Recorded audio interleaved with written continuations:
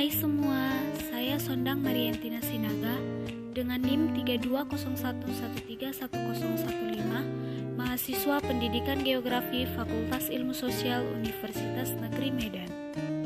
Ngomong-ngomong, kalian tahu nggak apa itu hidrosfer? Nah, kali ini kita akan membahas tentang hidrosfer. Hidrosfer adalah lapisan air yang ada di permukaan bumi.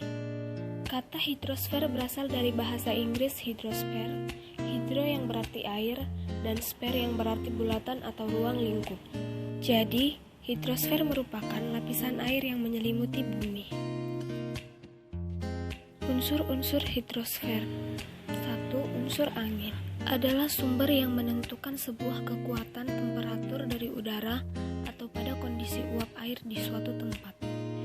2. Unsur awan adalah kumpulan dari beberapa sumber titik dengan jumlah yang sangat banyak ataupun juga merupakan bagian dari inti kondensasi tanah. 3. Unsur air dan tanah adalah sesuatu pergerakan air yang di dalam tanah sehingga mempunyai beberapa lapisan sumber batu pasir dengan lapisan akifer. 4. Unsur evaporasi adalah sebuah unsur yang bersumber dari peristiwa atau kejadian dari terjadinya perubahan air itu menjadi uap permukaan tanah.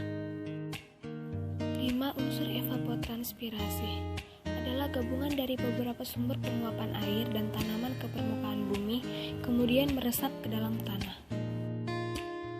6. Unsur infiltrasi adalah suatu air, es, dan salju yang jatuh ke permukaan bumi, kemudian meresap ke dalam tanah. Yang ketujuh, unsur kondensasi adalah sebuah proses perubahan uap air menjadi air hujan yang disebabkan adanya pendinginan atmosfer. 8. Unsur presipitasi adalah sesuatu yang berbentuk cairan yang berasal dari atmosfer, kemudian akan tercurah ke permukaan bumi.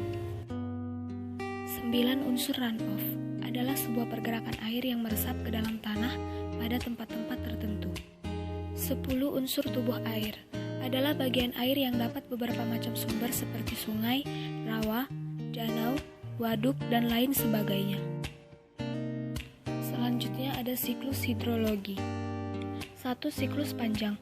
Siklus ini terjadi pada saat badan air, air laut, air sungai, serta air danau mengalami suatu evaporasi, kemudian membentuk uap. Uap air tersebut kemudian terkumpul makin banyak di udara.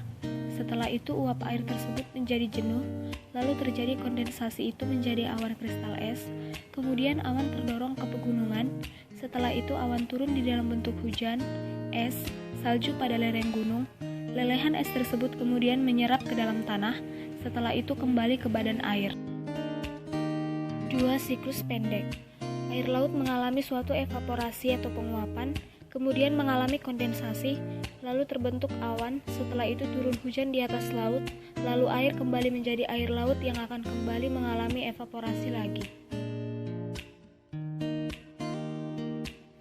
3. Siklus sedang. Siklus ini terjadi pada saat badan air, air laut, sungai, serta juga danau ke arah daratan yang mengalami evaporasi, kemudian membentuk uap, lalu uap air tersebut terkumpul makin banyak di udara.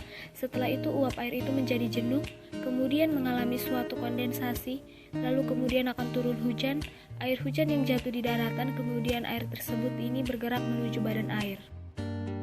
Selanjutnya ada jenis hidrosfer. 1. Perairan sungai adalah air tawar yang selalu mengalir pada titik yang sumbernya menuju pada muara di laut, sehingga air sungai lebih besar yang bersumber dari limpasan dari mata air tanah. 2. Perairan laut adalah air asin yang bersumber dari permukaan bumi yang berada di perairan yang asin. Hal ini melingkupi semua air yang berada pada laut, meliputi 1. Pesisir, 2. Pantai. 3. Perairan darat adalah air tawar yang bersumber dari tanah yang dangkal dari permukaan bumi dan juga berbagai air yang terdapat di sungai atau danau, meliputi 1. Sungai, 2. Danau, 3. Air tanah, 4. rawa. Pembahasan kita yang terakhir adalah contoh hidrosfer.